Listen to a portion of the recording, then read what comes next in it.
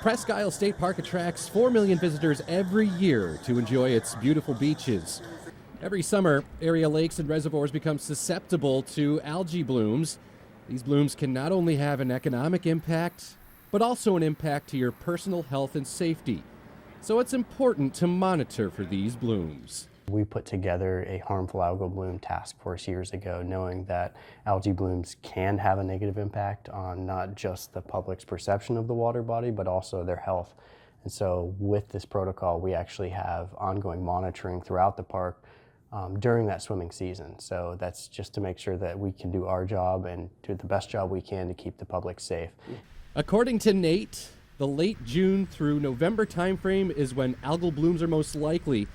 But here we are in February, in the middle of winter, when it's supposed to be cold and snowy, and hats, coats, and gloves replace your swimsuits, when making sure your driveway or sidewalk is clear from snow and ice.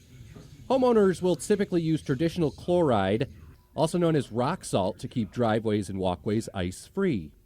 While many of these products are environmentally friendly and safe for humans and pets, did they just simply wash away or flush out of the system? Well, that's a great question because, while a lot of these things can be safe, just about anything in high enough concentrations can be toxic. So sodium chloride, those are the main components of salt. They can be dangerous to a lot of different organisms if their levels are high enough.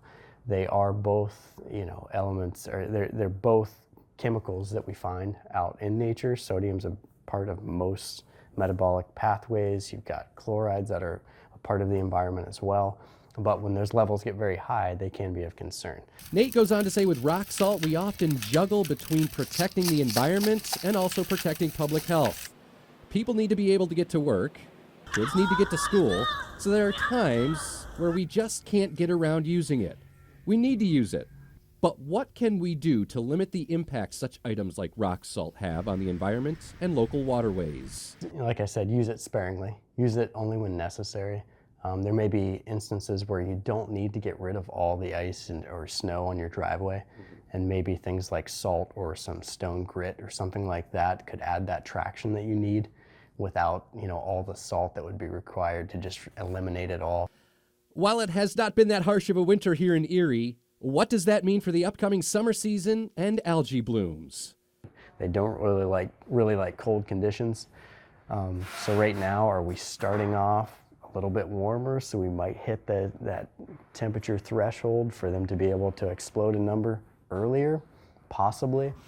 And of course, we also don't want to forget about our four-legged companions either. By the way, this is Rachel from the Animal Shelter and Chloe. So if you come across a body of water that has kind of like a frothy green or blue or yellow film on top of the surface, don't let the dogs in it because it could be harmful to them as well. And Chloe, by the way, is also one of our jet pets, which you can find right here on the website as well. So thank you guys. I appreciate it. For YourErie.com, I'm meteorologist Craig Flint.